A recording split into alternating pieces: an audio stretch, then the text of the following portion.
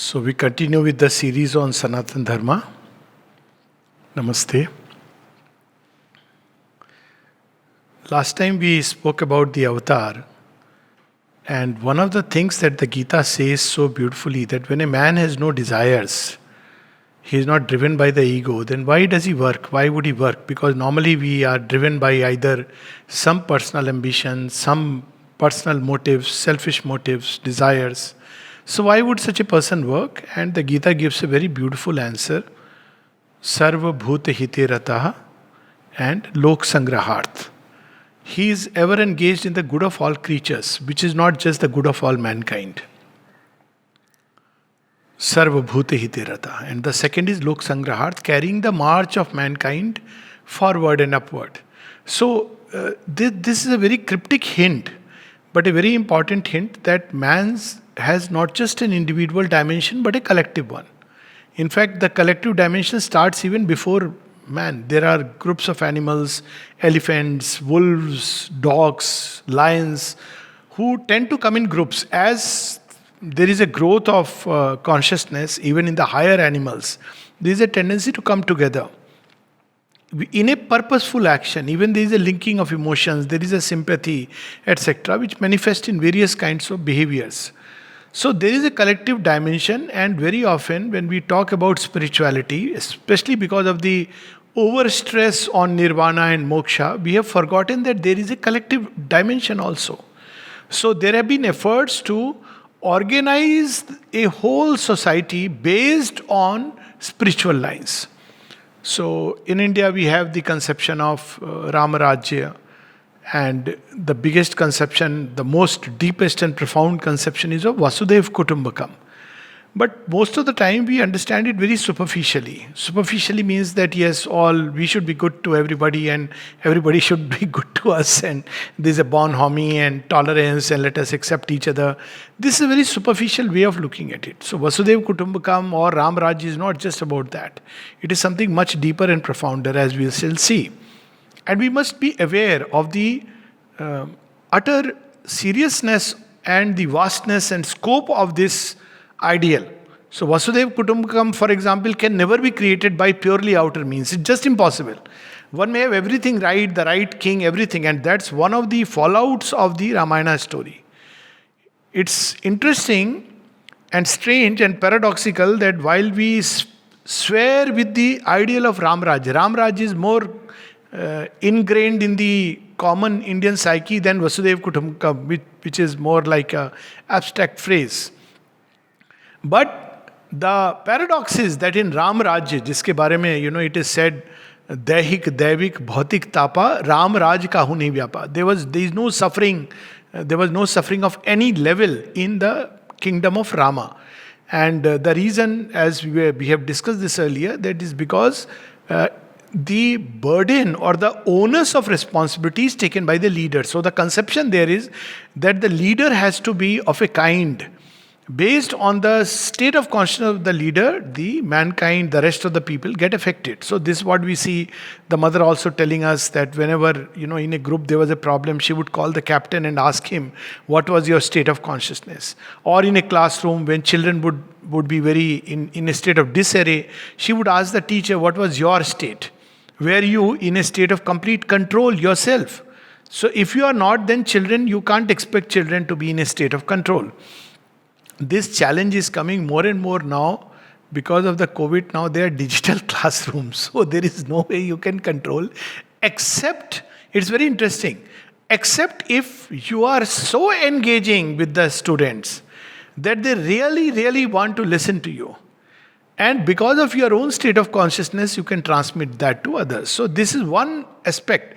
And yet in Ram Raj, we have the paradox that the Empress herself, someone as pure as, honorable as Mata Sita, she has to be banished into the forest. So Ram Raj remains as an ideal conception. And in the story of Rama, we have a hint, a very beautiful hint. When will Ram Raj come? When the divine soul, the soul within, and material nature, which Sita represents, they come together in a harmonious union. This is one place where the hint is so beautiful. So Sita has to go back. And what we see in the toward the latter half of the story of Ramayana is again very interesting. While on one side, Lord Rama is conducting the kingdom in a very beautiful way, the most highest ideals of that age, when you are dealing with a more animal and rakshasic kind of humanity, he is conducting it according to Raj Dharma. But Mata Sita, the earth nature, which is trying to aspire towards something higher, has to stay in ashramas. So there is a disparity between the two, and that we see that in ancient times in India, the way the balance was maintained was that there were the kings and administrators, and there were the rishis who used to guide them. So this was the closest it could come, that the rishis would guide the kings, and then the kings would administer. Of course, there were some Raj Rishis, like the whole lineage of Janak. Janak is not one king, but a whole lineage of kings who were governing the kingdom. King Ashwapati himself, we see, is a great king. And there are beautiful stories about King Ashwapati, that even rishis would come to him to further their knowledge, a kind of knowledge which only those who engaged with worldly life could have in the right spirit. So there have been this ideal. But even there, we see that within India, within the Hindu context, in Sanatan Dharma, there was such a detailed way of trying to organize an ideal society. For instance, they recognized, unlike many in other religions also, there is the ideal, oversimplistic. Let's take quickly some examples. For example, we have the Ummah in Islam. What is it? Brotherhood. So many people are drawn, the ideal of brotherhood. But it's the brotherhood only of Muslims. What about others? So you know what happens to that ideal. So others have to be converted. Then only there can be a universal brotherhood. So from there, the tendency starts either convert or be banished. And it's the tendency to create the same type to create brotherhood. Now this is nothing else but the projection of the ego self onto everybody else. Everybody must think like me, believe like me, be like me, then only we can be brothers. Now that way, if we see a rational democratic society is better, it accepts that there can be differences which comes closer to the Sanatan Dharma. In Sanatan Dharma, we have variety of approaches, it doesn't matter. Vasudhaiva Kutumbakam is not only for the followers of the Gita or believers in Krishna.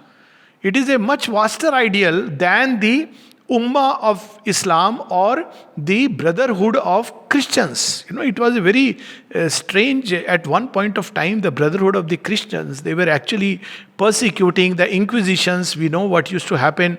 And there is a very barbaric kind of meditation where the saints would meditate and take joy in the suffering of those who have been punished. How can you? So look at the consciousness that the reason was a little different. The reason was they are suffering and I am safe. It was not happy at the suffering of somebody, but it is as worse. How can you be happy as long as one single soul is suffering? You see, it's just not possible.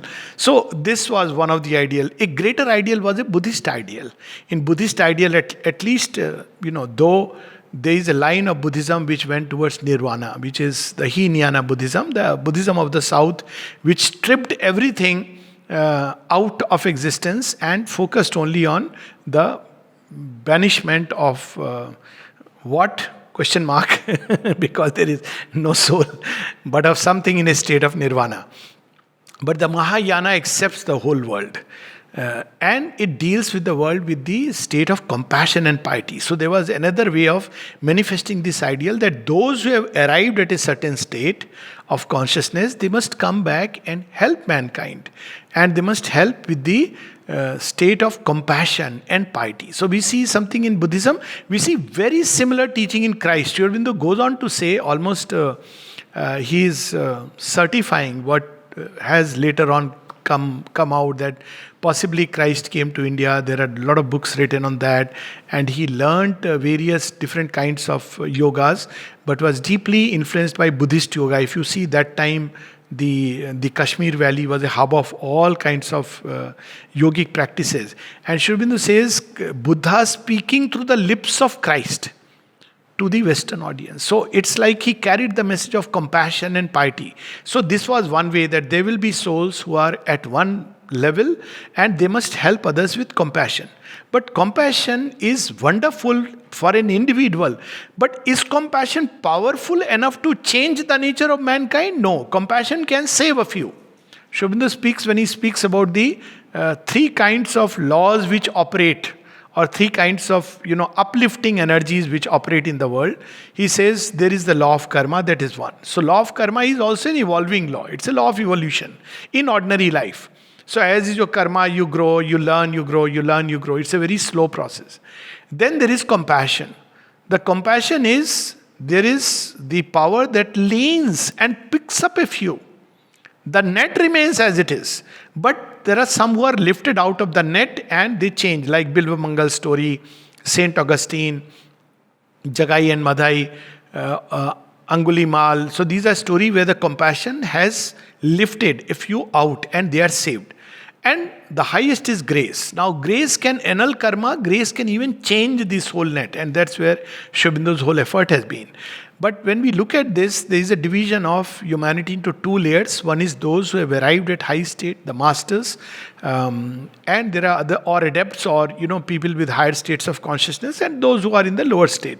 But still, the effort is to rescue them out of this net of darkness and ignorance. So this will remain what it is. Now, obviously, though Buddhist way of organizing society is a little better, yet in the end, it leaves the whole field of manifold activities of life just the same. Then there was another attempt which Sri Aurobindo speaks very highly of. He says it was the last of the efforts at creating a spiritualized society, and that was the Khalsa.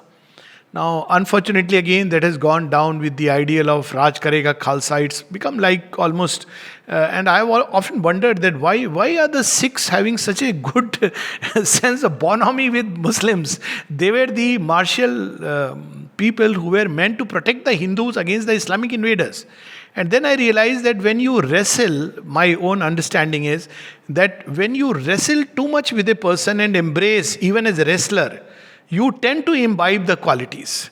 So this idea of a separate Khalistan and separate Khalsa Raj, of course, one can understand from the network of forces.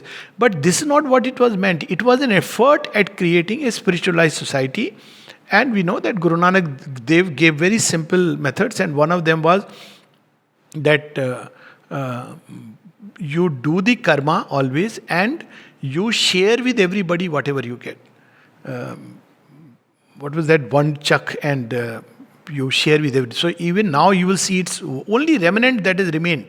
All others have gone. But the remnant that has remained is that if you go to any Sikh Gurudwara, you have something called as langar.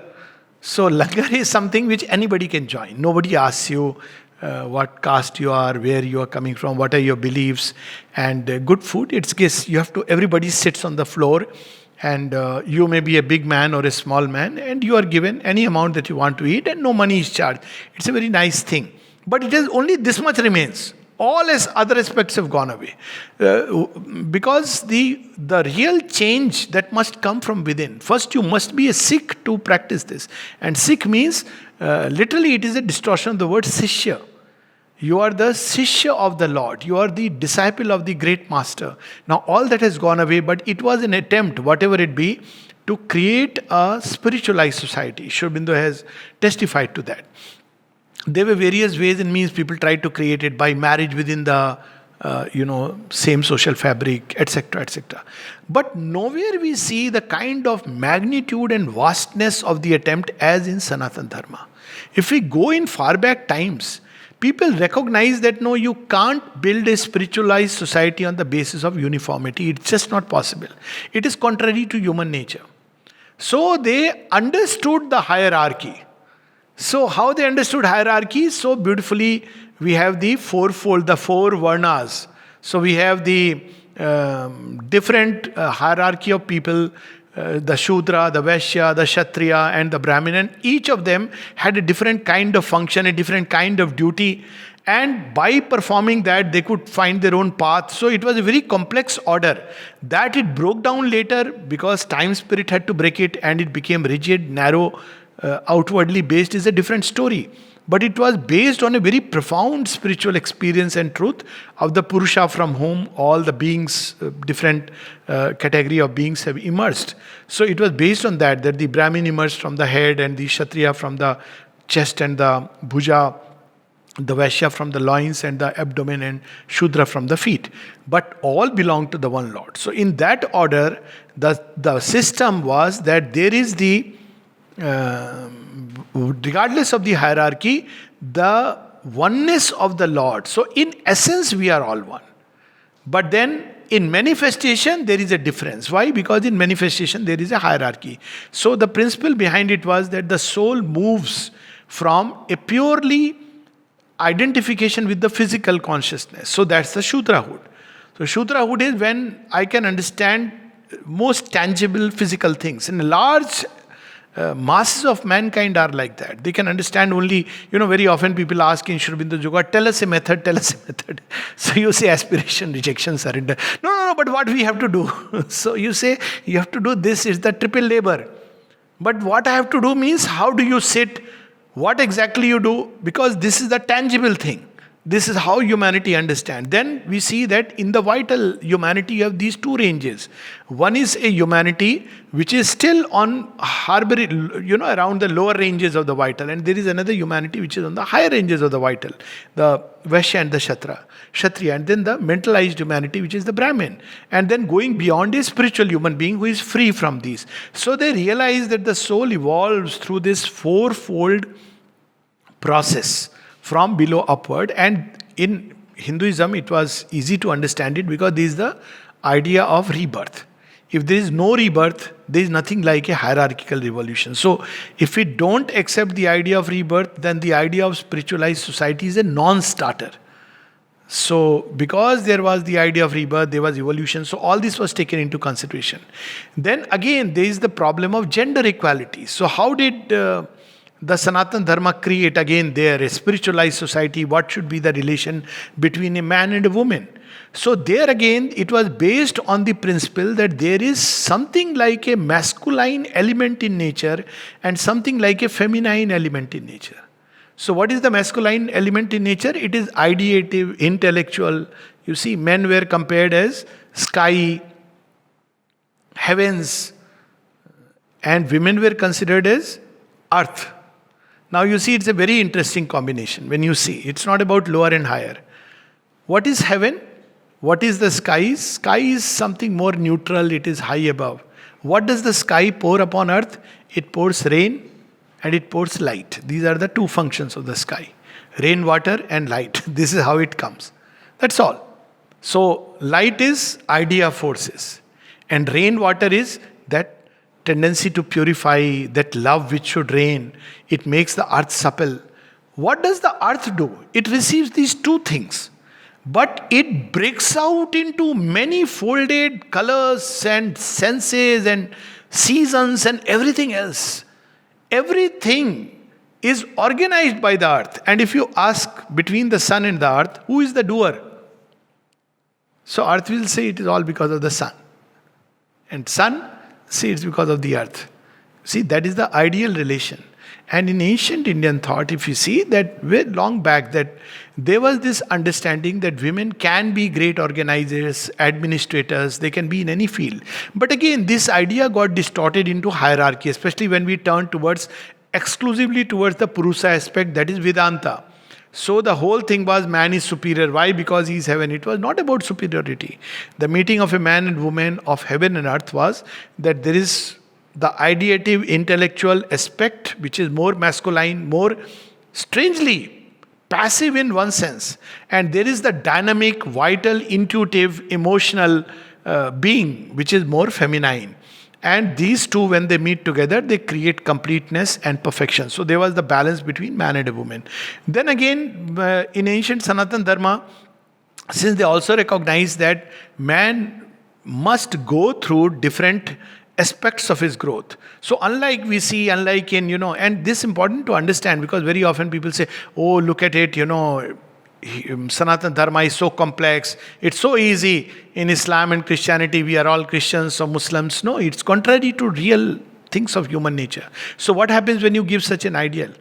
You see what has happened in the entire Christian world. You have the ideal of compassion and forgiveness, and then you invade every possible country upon earth. Because it's not consistent with human nature. There is the Kshatriya aspect. You have to go through these things. Or you create a division where you, on Sundays, you go to church and then, rest of the days you lead your life whatever way you want. So, but in Indian thought, all four were valid goals. Dharma, Artha, Kama and Moksha. So you have, but the basis is Dharma. You can't, that is fundamental. You may enjoy life, you may have your pleasures, whatever, money, wealth, but on the basis of Dharma. And we have spoken about Dharma, it's a very subtle and complex thing. Gahano Karmani Gati. So there was the basis of Dharma on which you had the valid goals, you could. But also there was, these goals were also hierarchically arranged. So when on the basis of Dharma you lead a life, so you have first the Brahmacharya ashram where the basis of Dharma is taught to us. And then you have the Grahastha ashram where you expand. Grahastha, literally it means to hold. So you hold property, you hold various things, you hold all. Grahastha, Graha. One place, Sri Aurobindo says this idea of Grahastha is so different. In, I think early days when he has come to Pondicherry, this before the mother's coming, somebody writes a letter to him that, you come and tell us about spiritual life and we are ready to listen, but come and lead the country. He says, you see, I am practicing a yoga which none of you will understand right now. And then he goes on to say, I am practicing yoga as a householder. Now, Sri Aurobindo, we know that never led a married life, and yet he speaks of householder. Now, what is the householder aspect? Literally, he has a house, he has. So, and he's engaged with the many aspects of work. He said, it's difficult for me at this point of time to even explain what is the kind of yoga that I am developing or is developing within me. The 10 limbs of the yoga has been given to me by none else but Shri Krishna, by the master. And it's moving along those lines. So when we look at the way the Sanatan Dharma society was organized, it is so fantastic because it takes into account the entire range of complexity of human nature. Other day somebody was asking me, just few days back, sir, what was sati? Now, see again, because we have been understanding all these things based on what Lord Curzon wrote or Hastings wrote. So sati is somebody who used to burn in the fire, isn't it? When the husband died, this is all we understood.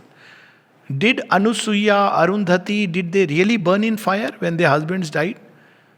That's not sati. Sati is steadfast and sincere and one-pointed in love. So whoever is steadfast and sincere in love, this mother's definition when she saw the story of Anusuya, and look at the names. Anusuya, without jealousy. Arundhati, one who marshals the rays. Arundhati, she holds, receives the rays. And she is the one who receives the effulgence of the sun. So even the names, these are the two great satis. Draupadi, Tara, Mandodari, name. And they were all regarded as satis because they were steadfast in love. So what a way that you don't have to go to temple, you don't even have to pray to a god, but just because you love a human being with utter one-pointedness, even if he's an asura, you can realize the divine. And this was asked to Mother. She said, yes, because the psychic being is within us and the divine is in all. So if you really love like that, you can touch that core. And then Sri Aurobindo, of course, said his famous key, only women can give themselves like that. So people may ask why there was no custom of sata. Why only sati? So he says in reference to when she came and bowed before Sri Aurobindo, he says that first time when he was asked, what did you see? He says, for the first time I saw complete surrender from the highest to the cells of the body take form, Murt Roop. And then I knew the time for divine life has come upon earth. And of course, the other thing he mentioned about the mother is that she is born free. But Sri Aurobindo says something very interesting. He added after that, perhaps only women are capable of such self-giving.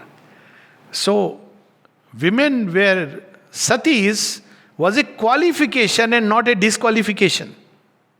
Men were not capable of loving like that. Look at this.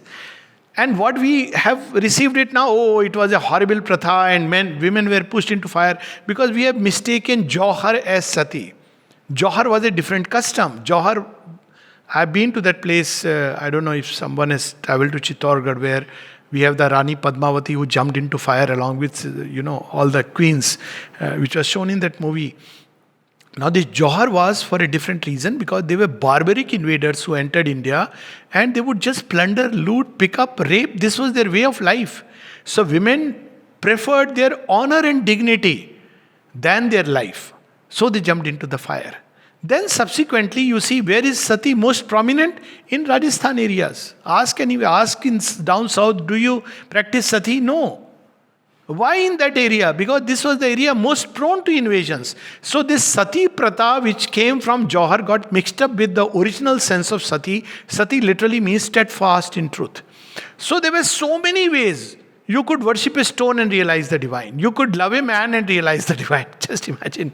You could pray to the sky and realize the divine. You could meditate inside and realize the divine. So the whole social system there was an attempt to really move in that direction. So why did it fail? There were 2-3 reasons. One is because it was inherently very complex. Human beings, this was the other challenge, because when there is something very complex, human beings who are not developed, they can't receive it. Second, to take care of that, they had those who would live this truth, or at least rightly receive it and communicate. So that's why there was the elitism, the Brahmins and the Kshatriyas, they would practice, they had the adhikar, and the Shudras and Vaishya did not have the adhikar, because the life that was needed to be lived. Incidentally, if a Brahmin committed an error, he had to be fined several times more than if a Kshatriya or a Vaishya committed the same error, because it was a life of penance and tapasya. So not everybody was ready. So they received the truths and they shared. And the Brahmin was never supposed to ask any money. So the conception of Guru Dakshina came, that you have to give, society has to give, the king will support him. So it was a picture perfect. If you really look at, at least when I look at it, I just wonder that what these forefathers conceive. I can't imagine even now somebody conceiving such a system. So why it failed? One, because you had to preserve a certain class of mankind that created a divide. Now nature will not accept it. Everybody must rise, and all the qualities must come in also. Nature has created, but it has lasted for centuries and millenniums. If you compare to the Islamic Brotherhood, look at it. Christian Brotherhood, look at it. Buddhist Brotherhood confined to few monasteries. But the Sanatan Dharma right up to the previous century, in spite of all the degradation. So something amazing. This was one reason. Second, by leaning towards the side of Purusha, they forgot Shakti. So Tantra aspect was subordinated. Though lip service was paid, that Tantra is also, but it was like even now, people, Tantra, hardly anybody knows that most of the temples and all these rituals we engage in are tantric rituals. We have forgotten the Tantra aspect, but we have caught on to those rituals. Because puja, upasana is very much part of Tantra. Vedantin doesn't need it. The other day somebody had sent me a WhatsApp university thing on a Vedantin saying that, do you think by going to Lord Rama's temple you can create all this? You have to discover inside. Yes, but that is one part of the truth. The other part of the truth is to manifest. So you have dance based on Nataraj, you have music, science, everything you will trace back to a rishi. It's not about feeling proud or not proud. Yes, one should feel proud, but look at the real thing. It's not about a rishi. You read Ayurveda. How did Ayurveda come? Bharadwaj rishi with everybody sits together and prays to Indra, because human beings are suffering, they are having short lifespan, which was about 180 years, by the way, short lifespan. And he says, they cannot really fulfill the joy and everything of life, so I need something. So Ayurveda was given to make human beings strong and vigorous and youthful so that they can engage into the dharma. Even rightful enjoyment was part of dharma. So that is how Ayurveda comes into existence. So when we understand the spirit behind it, everything connected to the divine, flowing into many, many channels, science, astronomy, astrology, material sciences, everywhere you can, go back to the rishi who is trying to receive some truths from above. So there was a picture perfect, and yet it fell down. And because there is something which is at the core. You may have everything perfect, organization. The rational democratic societies come close to something, except that they miss the spiritual basis. In India, we had the spiritual basis, and yet we miss something fundamental. And that is that spiritual basis has to be lived by the force of realization of the individuals. You cannot give it as a system. It can work because there were people who were realizing and people who trusted, and then it worked. But when people start receiving it purely as a kind of, I have belief, it doesn't work. You have to realize it. And that is where we see something which Sri Aurobindo speaks of, and we are going to read today. It's from Ishavasya Upanishad.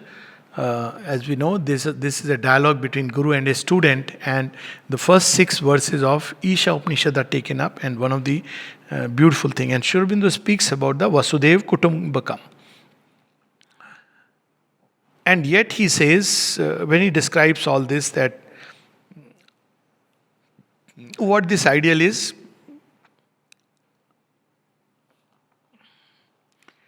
we may never have a paradise on earth, but if it is ever to come, it will come not when all mankind are as brothers, for brothers jar and hate so much. So, this idea of brotherhood of mankind. Brothers fight in the same, and he gives the example of joint family in Bengal. We have joint families, even now. And see brothers doing court case against brother, even if they don't say, they are hating each other. So he says that this cannot come by that. For brothers jar and hate as much, and often more than mere friends or strangers. See, it's a strange thing.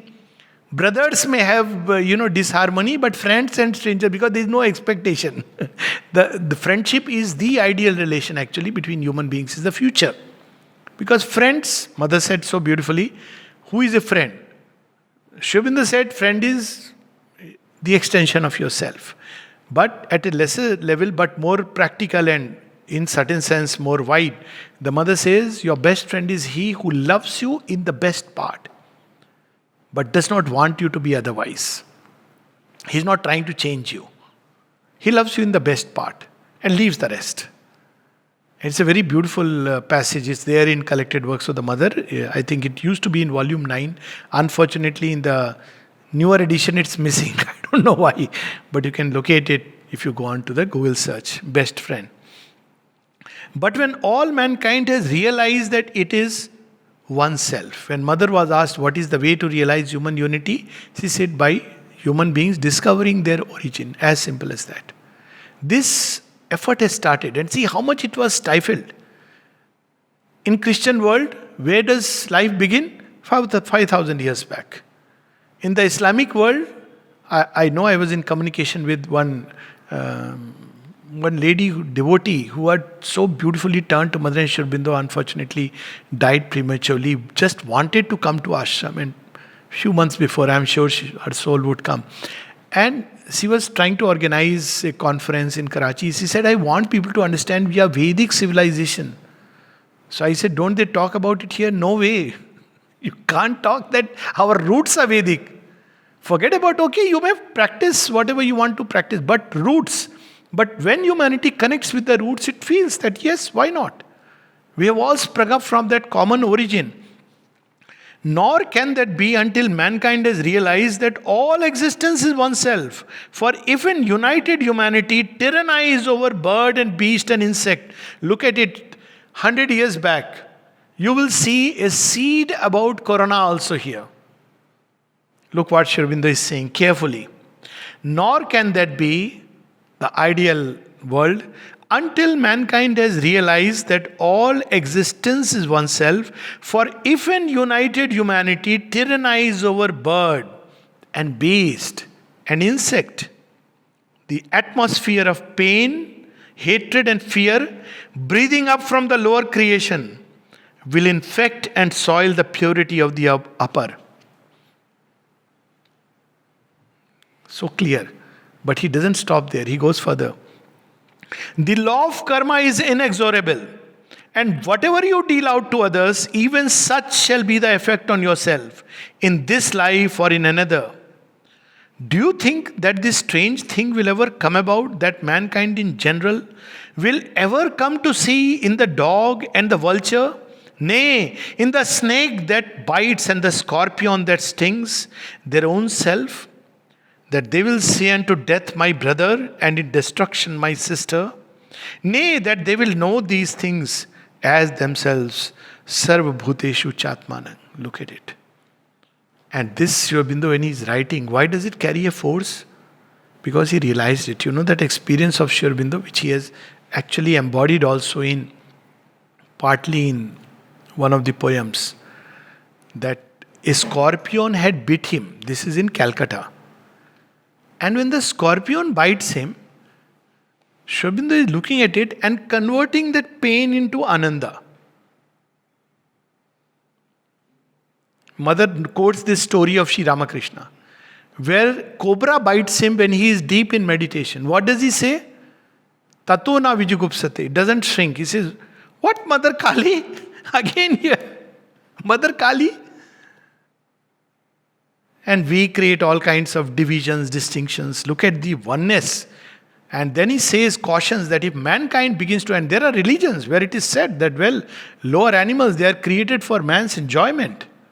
How can you have an ideal world based on this? So when it is said, Sarva Bhuteshu Chatmanang, it is not about just human beings born homie.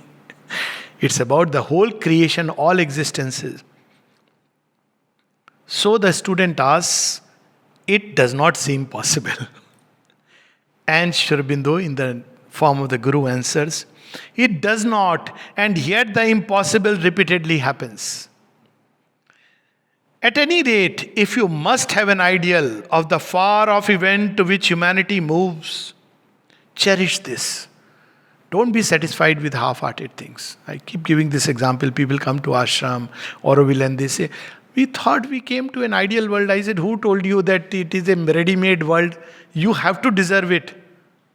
So even if it is an ideal world, still you have to do the mehnat, effort to realize that. If you don't realize it within, even in heaven, you will compete with Indra and say, this fellow is on throne. What have I done not to deserve it?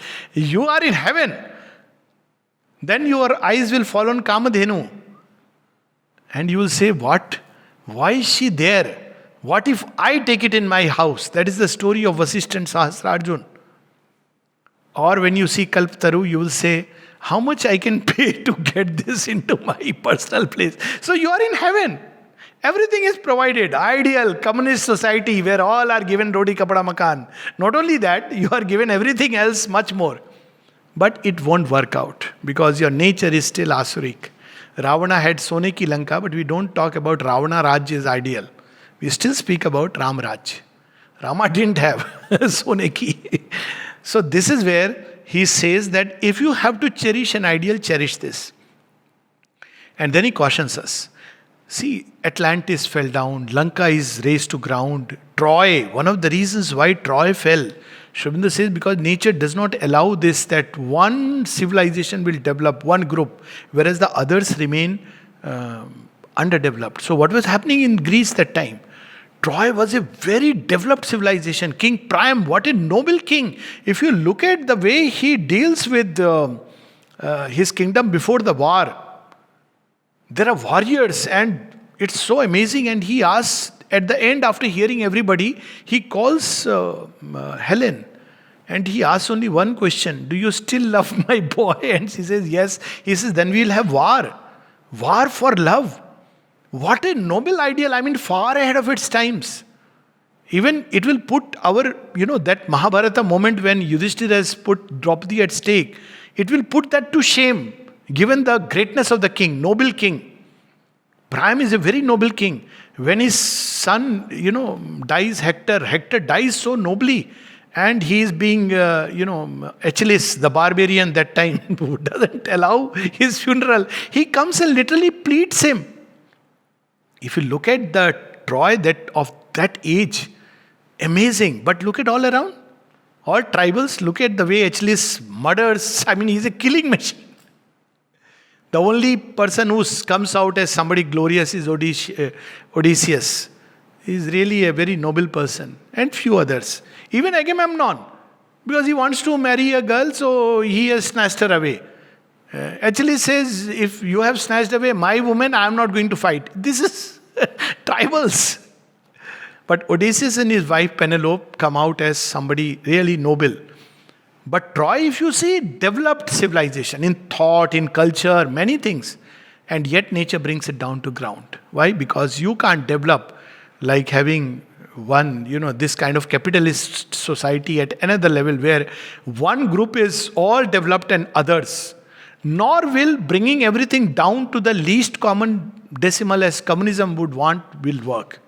There is something else which is missing, and that's what Sri Aurobindo now reveals to us. Distrust all utopias that seek to destroy sin or scrape away part of the soil in which it grows while preserving intact the very roots of sin.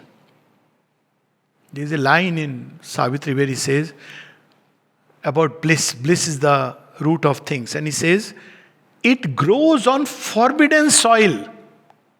In Islam, in Muslim countries, your hands will be cut if you steal. And all kinds of rules are there. But look at the kind of barbarism that prevails. Not in all Islamic countries, but there are, the kind of barbarism, because it's all hidden behind. There are harems where all kinds of things happen. You can't just do anything. I know of a friend who actually was called by one of the emirs for a dinner. So he went with his wife, came back alone, and there's no evidence. There's nothing you can do. You can't do a cold case. Nobody will speak. Where did she vanish? All that he remembers is that she was asked that, okay, these people will sit and enjoy. You come to our Janan Khana. Vanished. Without a trace. When he got up, nice gift, so he wants to come along with her. Please call her. Who? My wife. Where? Because the royalty has taken a liking to her. This is not very far back times. This is the kind of state. But you want to create a utopia on this basis? No, because the surface you can scrape. You can wear burqa, but inside the seed is the same. So this is what he is telling us. So what is the soil? The roots of sin. Ahankar. Born of ignorance and desire. This is where the root is. By no outward means can you really create a mighty civilization. You have to create from here. And that's what is beautiful about India. It started as the civilization which was the group of rishis who realized, and they were transmitting through many masters and disciples. There was no organized religion ever in India. Later on, because of the invasions, people tried. As the mother said, they were only masters and disciples. There were schools where later on schools of thought. But they were masters and disciples. So it was so beautiful. You had the ashramas where you could realize in different ways. For once ahankar is there, likes and dislikes are born. Raga dvesho, the primal couple of dualities, liking for what furthers the satisfaction of desire, dislike for what hinders it. And this was not only, I have given one example, but it is everywhere. Picking up what used to happen even among many Hindu kings, same thing. Pick up. Now in Christianity, they started a smart thing. So outwardly, you have to be very much in good manners. Sri Aurobindo speaks of that. And he has understood this, that Britishers want to look good. So this is their weakness, which he exploits so beautifully. So outwardly, marriages are made in heaven. But inwardly, you do anything. As he says, night booths where vices are repaired. Which is how life developed. So you had whole place to express a whole side of nature. This is how the hypocrisy and division came up. Liking for what furthers the satisfaction of desire, dislike for what hinders it. So ancient times, if you see, it was much, much more bold and courageous. That people said, no, Well, I love and I marry much, much more. That no, I am married to one person, but you have a different kind of life where all your passions and dark impulses are being satisfied. The sense of possession, the sense of loss, attraction, repulsion, charm, repugnance, love, hatred, pity, cruelty, kindness, wrath, the infinite and eternal procession of the dualities admit but one pair and all the others come tumbling in its wake. That's why Mother said that, as long as you live in liking and disliking, you are not ready for yogic life. She said, yes, there are affinities, and it's okay to understand affinities. But you should not act on the basis of affinities. Affinities are all right. There are some people with whom you gel better. It's perfectly fine. You will be closer to them and Father. But when you start acting on that basis in real life, in real time, your likes and dislikes, then you create chaos. So she says, but if you admit one pair, all the rest will come tumbling in. Admit but one. But the man who sees himself in all creatures cannot hate. He shrinks from none. He has neither repulsion nor fear. Tato na vijugupsate. Then he gives practical examples, so beautiful. Good for us to remember now. Don't come near, you are suffering from this problem. Look at what Sri Aurobindo is setting an example. Yonder leper whom all men shun, but shall I shun him? Who know that from this strange disguise the Brahman looks out with smiling eyes? This is what Christianity understood unwittingly. Piety. This is what we have, the Anand one, which Baba Amte started, and we know that he wrote to Sri Aurobindo asking his permission. He says, I want to start a home for lepers, and he was multimillionaire. People are saying, why are you doing this? You give money, don't directly involve. What should I do? The whole society is against me. Sri Aurobindo wrote a letter and said, when you turn your back to the world will follow you. They will come behind you. This is exactly what happened. Yonder leper. This foeman who comes with a sword to pierce me through the heart, I look beyond the sharp, threatening sword, beyond the scowling brow and eyes of hate, and I recognize the mask of myself. My rival's downfall is my own disgrace. I look at my enemy and see Krishna's face. And we have such stories. Rama is not hitting in the heart of Ravana. Why? Because he loves Janki. She is there. Shiva is not destroying Jalandhar. Why? Because in his heart is his wife, who is a great devotee of Lord Narayana. Look at this power of divine presence. Thereafter I shall neither fear the sword nor hate the bearer. O myself, who foolishly callest thyself mine enemy, how canst thou be my enemy unless I choose? Friend and enemy are but creations of the mind, that myriad working magician, that great dreamer and artist. But thou wilt divide me with thy sword, thou wilt slay me, pierce me with bullets, torture me with fire, blow me from the mouth of thy cannon, me thou canst not pierce. Oh, beautifully. For I am unslayable, unpierceable, indivisible, unburnable, immovable. So this can only come when we have realized the self. It cannot come just by a theoretical reading. How many times we may read the Gita?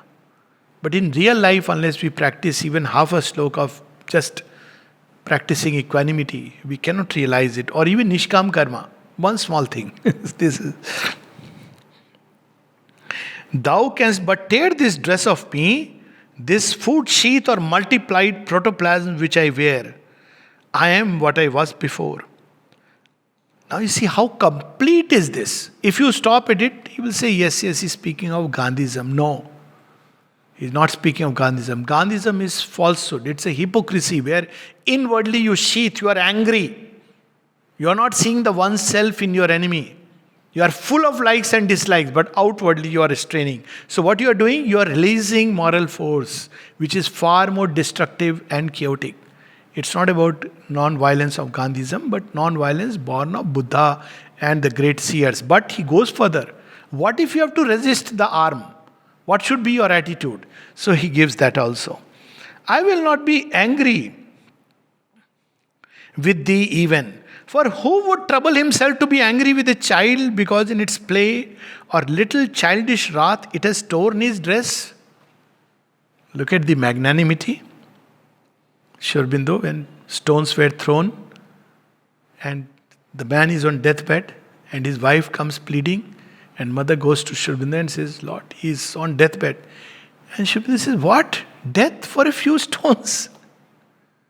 This is the kind of... So what he would do?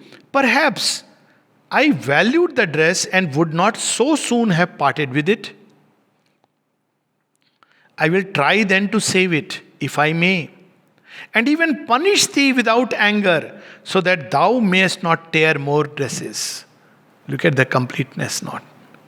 For if I cannot, well, it was but a cloth, and another can soon be had from the merchant. Nay, have I not already paid the purchase money? If we live a life which is noble and true, what is there to fear in death?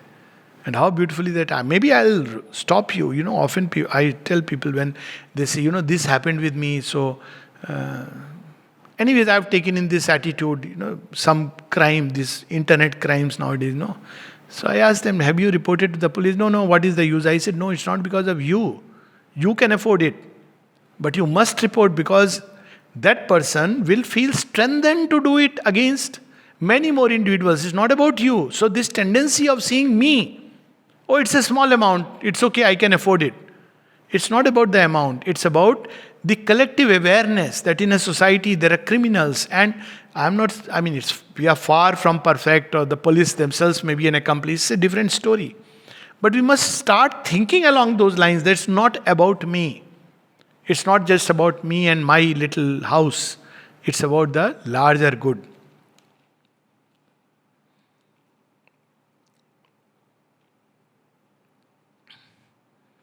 And then he says to the judge, me wilt thou hang? When thou canst shake the sun from heaven, or wrap up the skies like a garment, then shall power be given to thee to hang me. Like Krishna telling Duryodhana, you want to tie me up? Bring a rope which can tie the worlds. Who or what is this thou deemest will die by hanging? A bundle of animal cule? No more. This outward thou and I are but stage masks. Behind them is one who neither slayeth nor is slain. Mask called a judge. Play thou thy part. I have played mine. Sri Aurobindo had realized all this. So when he writes, it's authentic. But when we would speak, why we are not carrying this force? Because we have never tried to really live it. But one moment of experience of this oneself in all things is enough to liberate us. That's what, Mass called a judge, play out thou thy part, I have played mine. This was the way in which battles were fought by the great noble warriors of the ancient Aryan race. Okay, we may be friends, but today we are on opposite side. Bhishma says, I have to play my part. Sorry, I know you are going to win. With Vasudeva on your side, who can defeat you? I will play my part. That is the kind of spirit, the yoga of Bhishma, the Karma Yoga. Sri Aurobindo gives an example that what is the true Karma Yoga. He gives some examples. One of them is, he says, what Bhishma practiced, what Krishna practiced. So play out thy part. I have played mine. O son of the ancient yoga, realize thyself in all things. Fear nothing, loathe nothing, dread none, hate none, but do thy part with strength and courage. So shall thou be what thou truly art. God in thy victory, God in thy defeat, God in thy very death and torture, God who will not be defeated and who cannot die. Shall God fear any? Shall he despair? Shall he tremble and shake? Nay, it's the insects that form thy body and brain which shake and tremble. Thou within them sittest looking with calm eyes at their pain and terror. for they are but shadows that dream of themselves as a reality. Realize the self in all creatures. Realize all creatures in the self.